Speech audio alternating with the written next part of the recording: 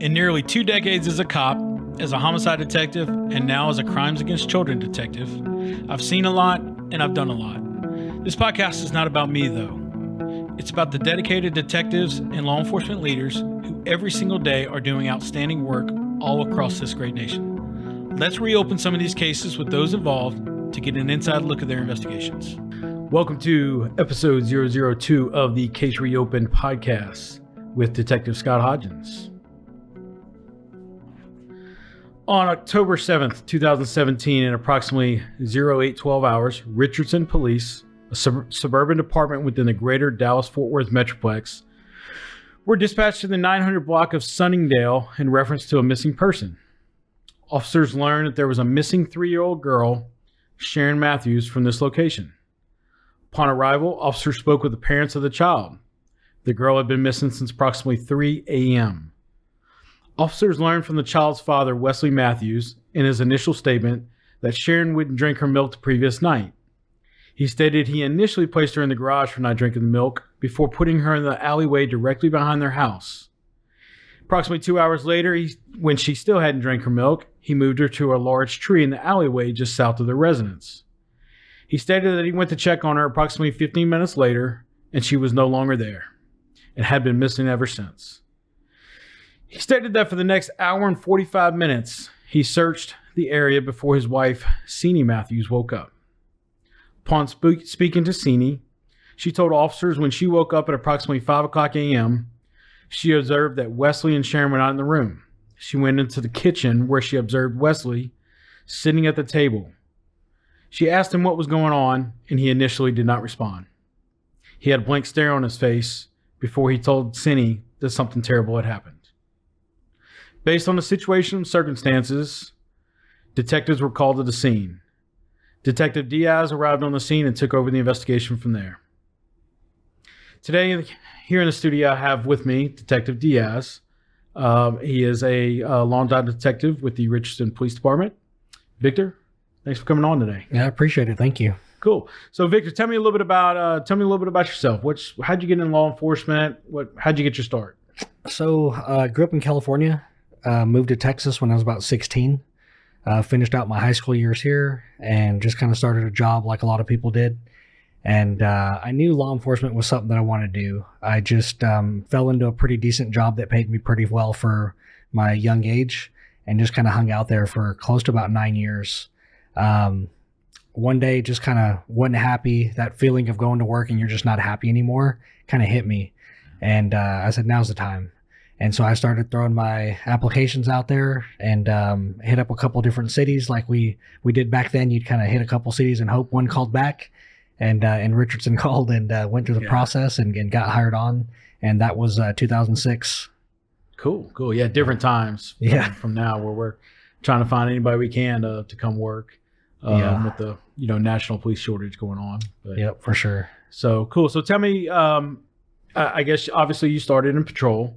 Where did you go from there? Yeah, so I did patrol roughly about 8 years. I kind of had a plan. I wanted to go up to be a detective around 10 years. And back then, there was very few openings. And so right at about the 8-year mark, an opening happened to come up and kind of threw my name in the hat and got picked and went upstairs a little bit earlier than I originally wanted to. But nonetheless, went to youth crimes right away. Spent about a year there and got really, really lucky. An opportunity came up and that I was asked to go over to major crimes and go work in the capers division. Kind of jumped on that, went over there and started working some really interesting things that were a little bit more complex. And I just kind of really kind of found my niche there. Cool. Yeah. So you, I guess, for this particular incident, you would have been on call. Is that correct? Yeah. So Richardson does kind of an on-call detective. They do it 1 week at a time, and you usually end up with about 4 weeks a year that you're on call. Okay. That was my week. Of course. So yeah. So it's my week. I'm on call, and I get the phone call that morning that hey, you can't enjoy your weekend. We need you to come in. Yeah. So obviously, as a patrol officer, when you get this call, it's it's a little odd. It's a little, the circumstances sound a little odd. Obviously, you go to the call and you kind of start, trying to figure out what you can learn based on the initial call. A child abduction is, thankfully, a true child abduction is rare. Most of these Amber Alerts we see, usually there's a family element involved. Usually it's an estranged family member or something along those lines. So it's rare that you get a true child abduction or something along those lines. So as the patrol officer, when you get this call, you're something, you kind of think something's off here, something's odd, something's not right about it. But obviously you show up to the scene, you start doing your initial investigation, and which the officers did. And at a certain point, they made the call to detectives.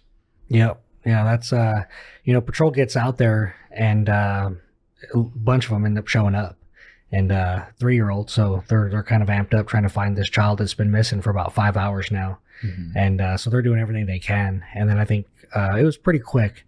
They decided, hey, we're going to need some follow up here, and let's go ahead and start spinning up our CID staff and go from there. Yeah, I mean, of course, that's the first odd part about the call is the child was supposedly missing at about 3:00 a.m. However, the police were not called until approximately 8:00 a.m. So what was going on in this 5-hour time frame? Yeah, so those are obviously questions that we had initially, and I never, to this day, I never forget the day I got the call. Mm-hmm. Go ahead and come in. I called dispatch, and I asked, hey, the 911 call, can you record it? And you have the ability to email it to me. So I wanted to listen to the 911 call. And the dispatcher basically tells me, like, I can email it to you, but it wasn't on our 911 line. It was on the non-emergency number. I said, so the dad called in on the non-emergency line. He did not call in on the 911 line. That's correct. Okay, well, send that over to me and we'll go from there. So immediately kind of red flag, like, your kid's missing. That's a 911 all day. Yeah. So I get the call. I hit play, and I'm listening to this call, and like the hairs are sticking up. Another red flag, and I'm thinking to myself, like, this is gonna be a long day. There's something not right here. Yeah. Everyone's lost their kid in a grocery store or at a department store for 12 seconds. Yeah. And you get a little amped up. And this child's been gone for 5 hours, and Wesley sounds like he lost his car keys. Yeah. Definitely odd. Yeah. So when you got, I guess when you first got on scene, what did you kind of start doing from there? So got on scene, started talking to the patrol guys, trying to get their initial statements, figure out who was first on scene, observations that they observed when they first got there, mannerisms, demeanor, all those types of things. And, they did a really good job kind of canvassing the area, looking in every little spot they can look at. And one of the guys is like, hey, mom's inside with their other daughter, Shayna, who's really close in age with Sharon.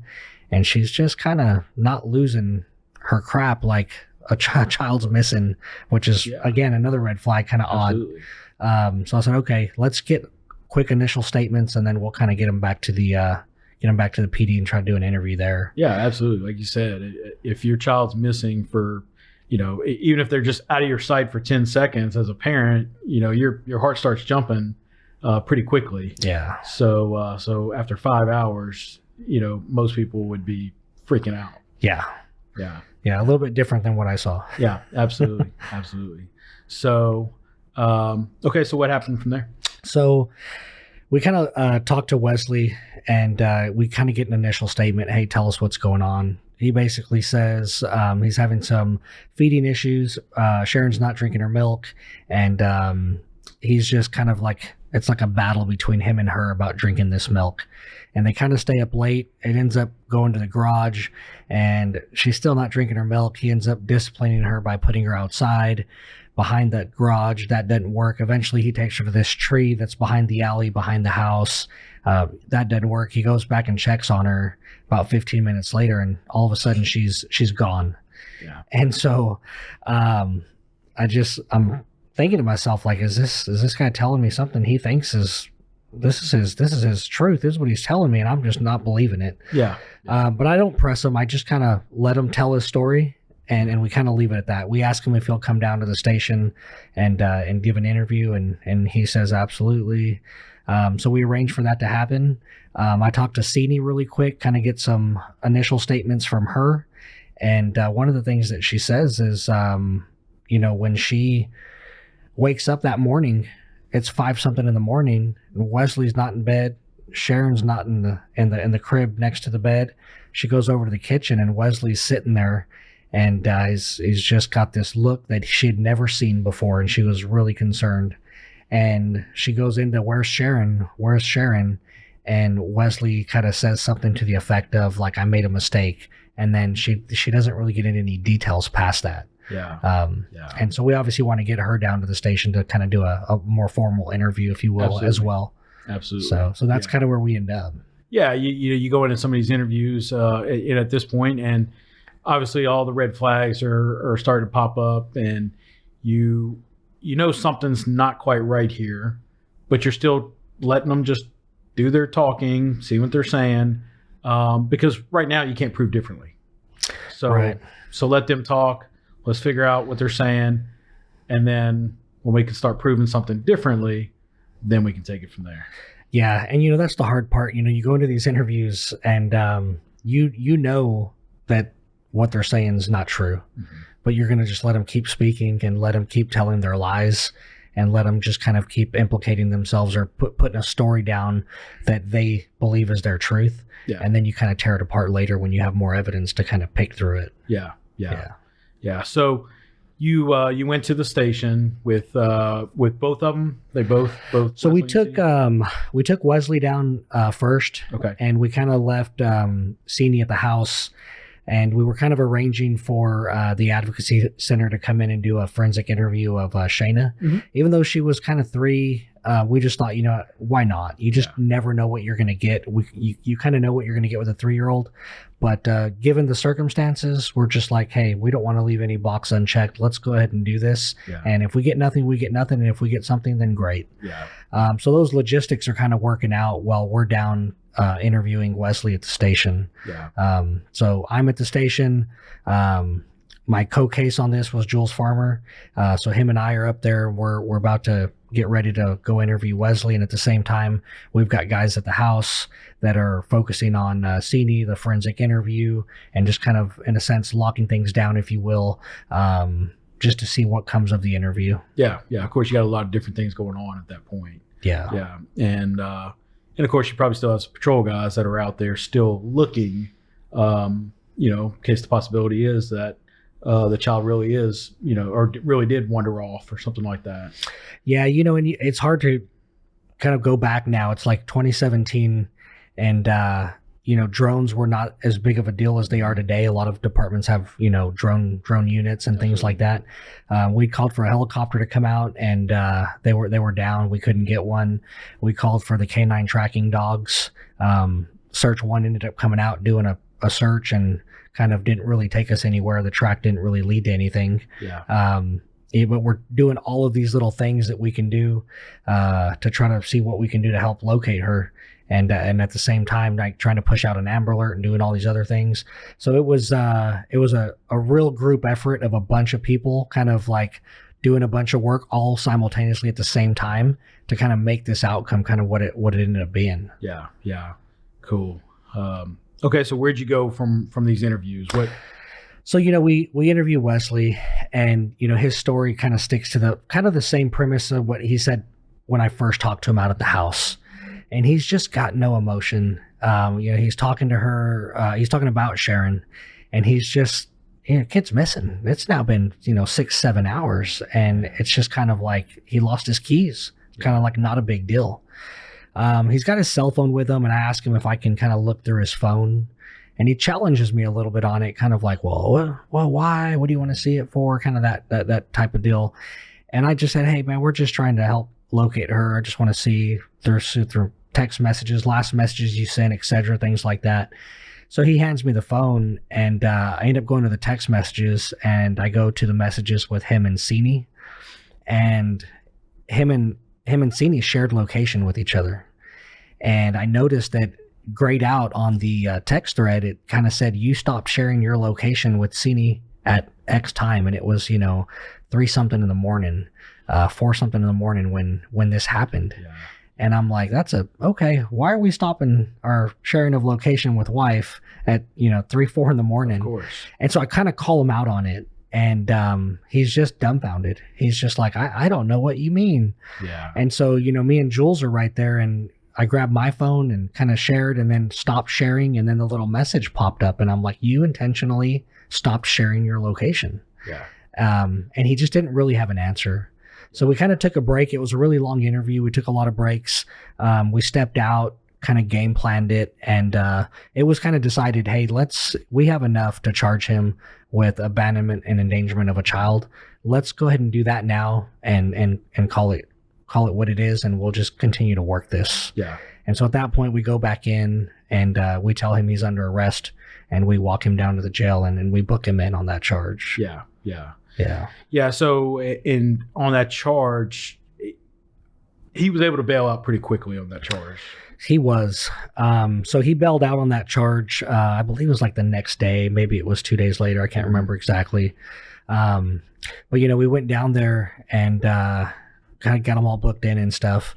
And it wasn't, but like I said, within a couple of days, he bonded out. Yeah.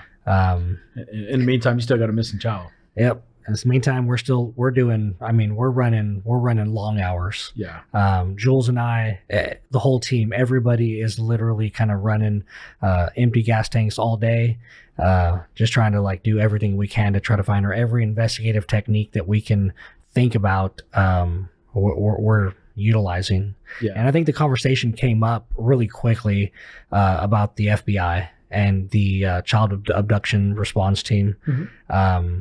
And it took a couple days, but we finally got them out.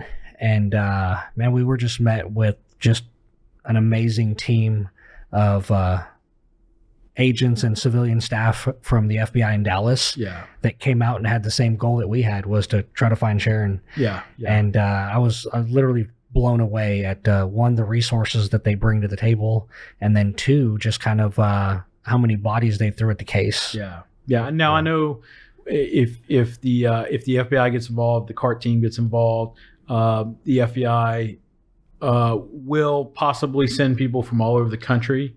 They will send their behavioral analysis unit, which people know from TV, but they will send a real unit to these cases across the country. Were they utilized? Were they able to be utilized here? Yeah. So we used BAU. We had people from CART that luckily for us that were stationed here locally that came in. NCMEC, the National Center for Missing and Exploited Children, mm-hmm. they sent out a rep. Henry came out. He flew in from, I think, Salt Lake City working another case. And he came out and offered some insight and wisdom on some things that we need to start forecasting for what if we can't find her really quick, and some investigative things we need to start thinking about for preparation wise. Yeah. Cool. So where did the investigation part kind of go from here? So at this point, we're starting to slow it down just a little bit in regards to we're searching everything we can do: search teams, dog teams, helicopters, doing all of that kind of stuff. And we start really digging into the search warrant aspect of the case. And I don't remember the exact number off the top of my head, but it was over 30 search warrants that I wrote on this case. And I say me, it's a team. We everybody pitched in and everybody helped. But we're trying to hit everything we can: cell phones, devices. Just everything you can think about. Yeah. We hit up some financials and some other things. But essentially, Wesley ends up kind of bonding out in the middle of all this. And now we've got to contend with the fact that potentially our main suspect is now free and out. With him bonding out, it kind of created a situation where you now have the person we suspect of endangering the life of Sharon about to return to the home where he's got another daughter. Yeah. And so CPS played a critical role in all of this with us, and their special investigators were extremely helpful. Yeah. And as a group and a team, we kind of essentially did a forced removal of Shayna. And most of those special investigators or maybe not most, but at least a good bit of them, if not most, are former police officers, former detectives. Yeah. So they understand the process. Absolutely. And understand how critical some of this is. Yeah. So were they able to do a removal of Shannon? Yeah, so they did everything that they go through their channels, and they were able to do the removal. It was late at night. It was 11 o'clock at night, something like that. And the PD's out there. Wesley's bonding out of jail, and he's calling Sini nonstop to get picked up, and she's just not answering the phone. She's obviously tied up at the house dealing with CPS and Richardson police. And so he decides he's just going to walk. It's not that far of a walk, maybe 2 miles. And so he decides he's going to take that walk and just get home. There's kind of a weird deal here, but like we took his clothes at the jail just because we had no idea how this would play in later for any type of evidence or anything like that. And so he kind of got like a jumpsuit that he got to wear to take his walk home. Yeah. And when he arrives at the house, we're there doing a forced removal of his biological daughter. And he just walks on up. Yep. Wow. Yeah. Wow. So what was his demeanor when he walked up? I kind of took his demeanor for kind of in shock at all of the things that were happening and how quick they were all happening. Yeah. I don't think he thought we would arrest him that day. Yeah. And that kind of comes out in a later interview that we had with him. Yeah. Yeah. Yeah. So once CPS removes the other child, how was Sini? How was she? I've said this several times. Sini was a little bit cold. She had this way about her that just had this like I don't care type look. Yeah. And one of the things I thought was really odd is when we did the search of the house. We're going through this thing, and I've now had a couple of days to process everything that's happening. And as the FBI evidence response team is doing the search of the house, and I'm walking around, and I think it was me and Jules, and we kind of noticed that there's no pictures of Sharon anywhere in the house. Wow. So you look at the wall, and there's all these pictures of Wesley and Sini and Shayna, but there's no pictures on the wall, on the refrigerator, on the dresser in the bedroom. There's nothing. Yeah. And so that kind of stuck out as like, you didn't just get her a month ago. She's been here for a minute, long enough that you could have plenty of pictures in this house. Yeah. And there's none. Yeah. Plenty of time to show your love for the child that, even though it's not their biological child, it's still your child.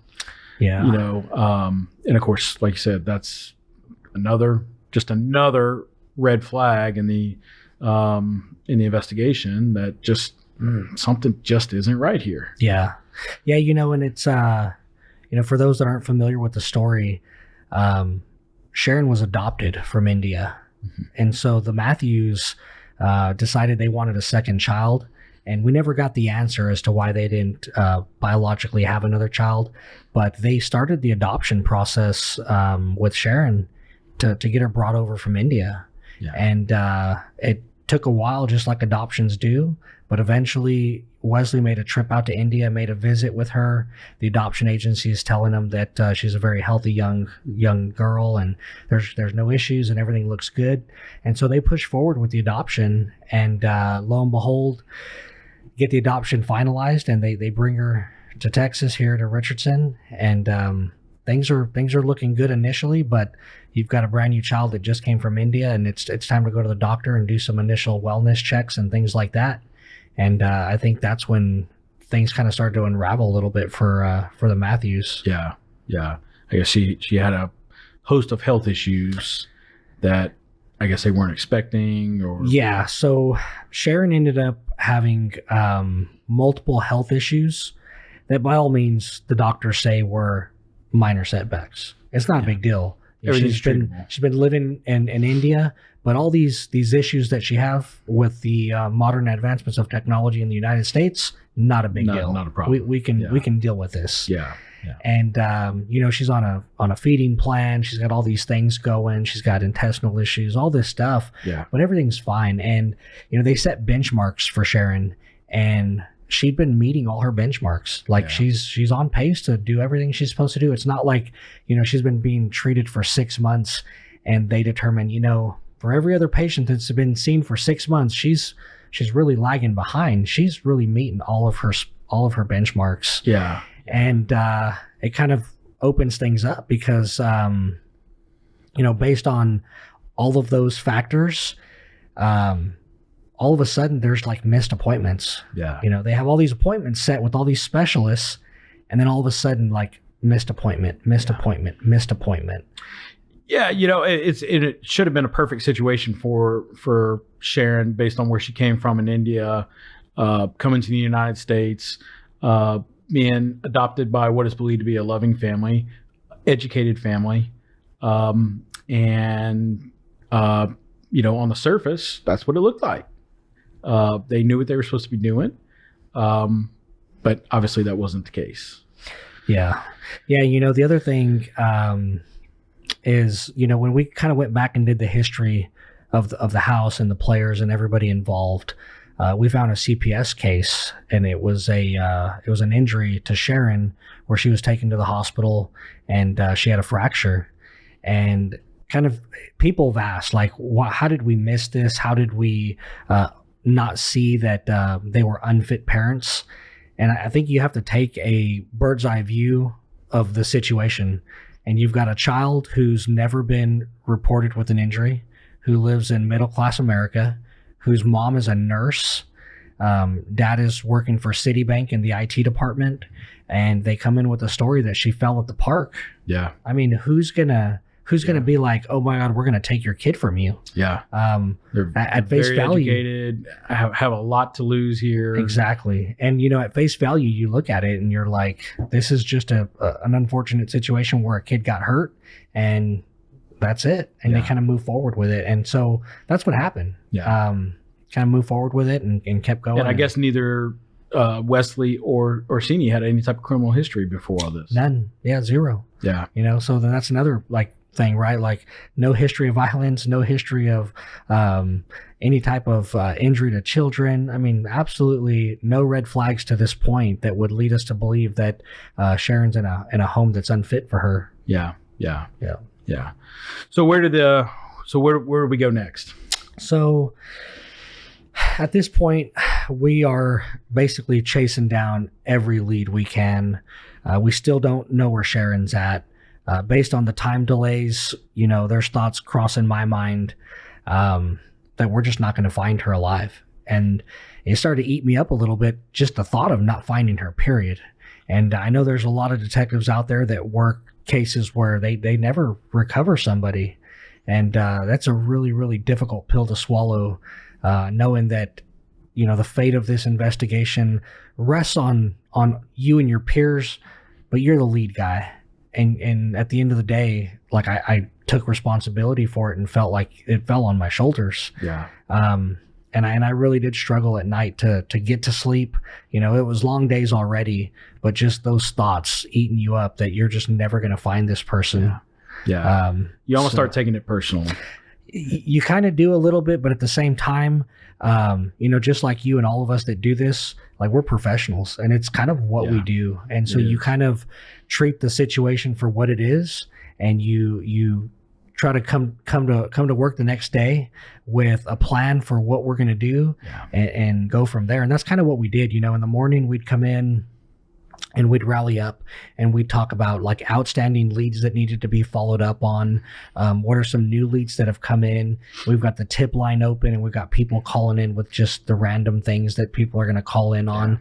But some of those things at face value seem legitimate, and you got to follow up on them. You can't just ignore them. So you got to have somebody who's sifting through the calls coming in, and determine these are worthy of follow-up. These we'll look at them, but they're not priority. We'll get to them later. And then these over here have no merit or basis on our investigation, and we're not even going to look at these. And you almost have to look at it, to use like a football analogy.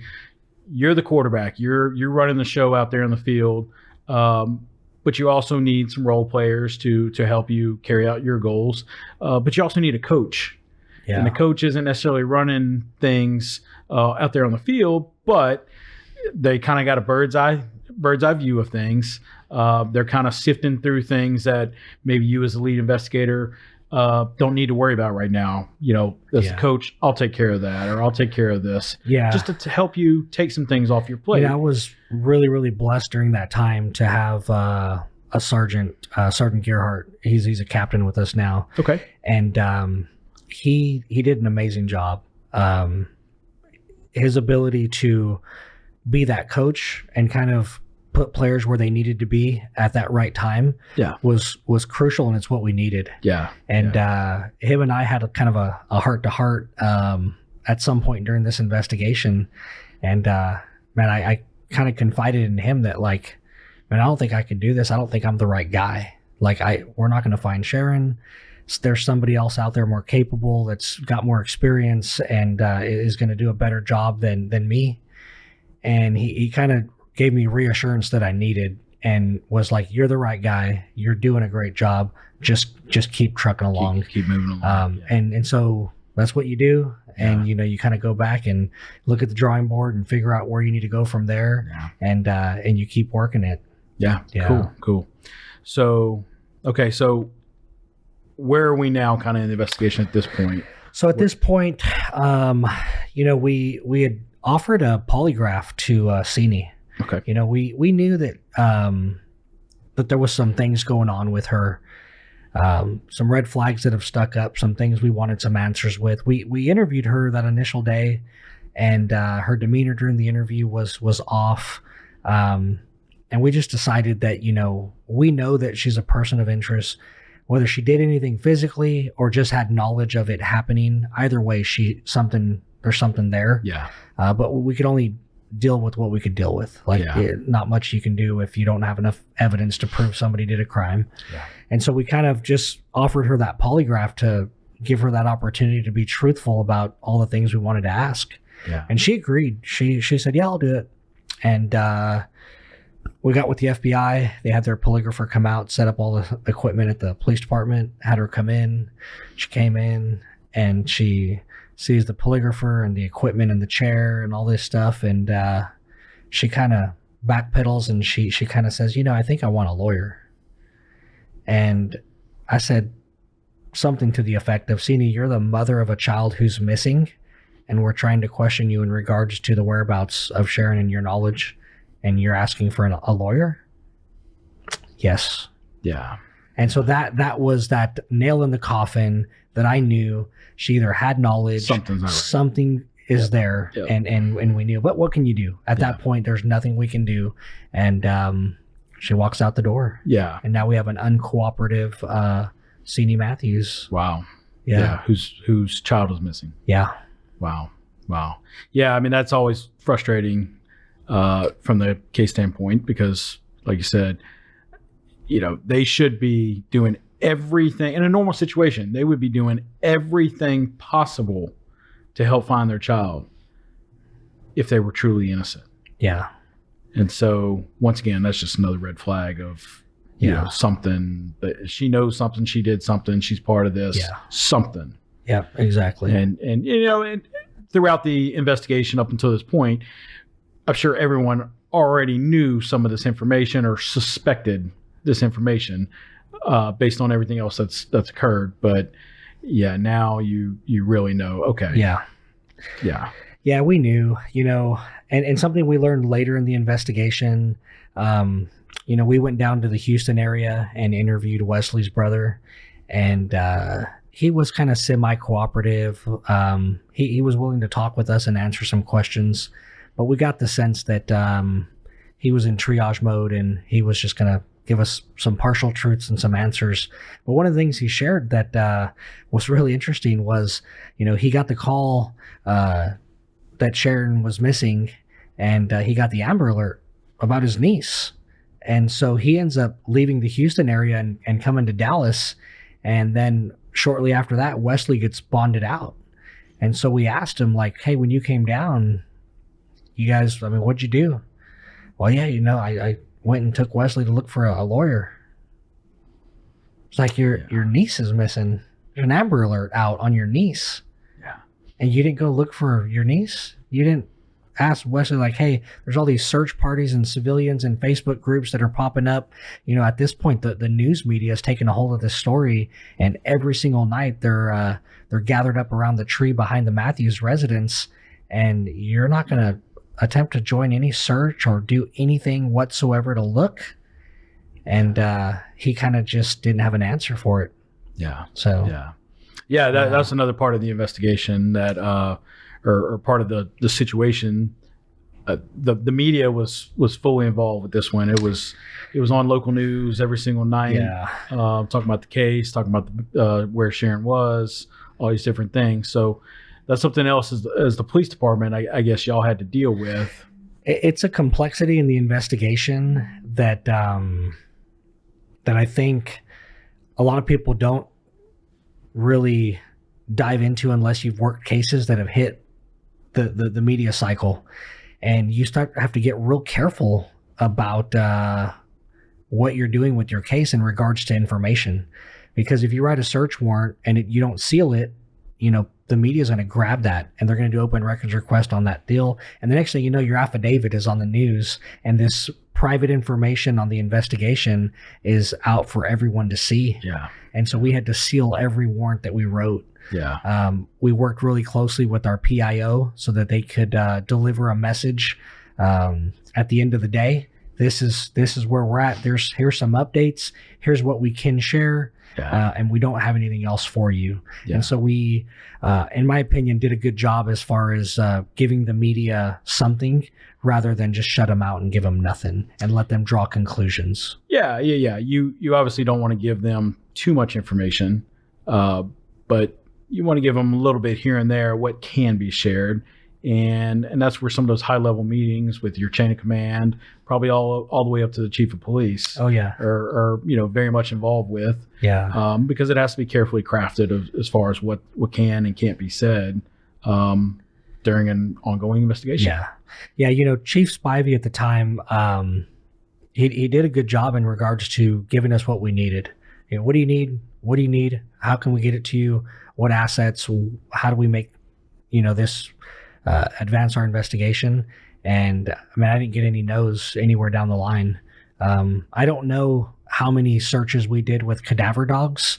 Mark 1 search and rescue. I mean, we were out almost every other day. There was days where we were just searching Audelia Branch and other areas that were in close proximity. Just a ton of stuff. Yeah. And I think one of the things that helped kind of break this thing open was the FBI coming out, canvassing the neighborhood for video. And we ended up getting a video from a neighbor that lived behind the Matthews residence. Okay. Yeah. So what did that video show? So the funny thing about that video is a motion activated only camera. Okay. And from the Matthews residence, there's a railroad track that runs right between it and then the neighborhood to its east. Okay. So it's about 100 yards away.